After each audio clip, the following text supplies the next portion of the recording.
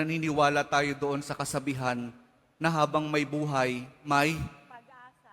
habang may buhay, may Pag-asa. habang may buhay, may Pag-asa. pagsubok. Dahil tayo katiwala ng Diyos, binibigyan din niya tayo ng iba't ibang klase ng pagsubok.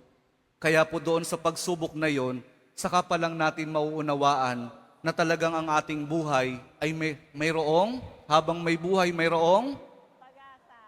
habang may buhay may Pag-asa. pagbangon.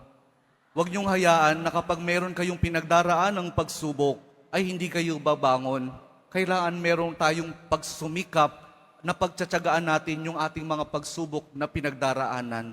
At kapag merong pagsubok at merong pagbangon, saka pa lang natin mauunawaan na talagang ang ating buhay, na habang may buhay, may Pag-asa. habang may buhay, may Pag-asa. pag-ibig. Ang pag-ibig na nagmumula kay Jesus lamang sa ating mahal na poong Jesus Nazareno.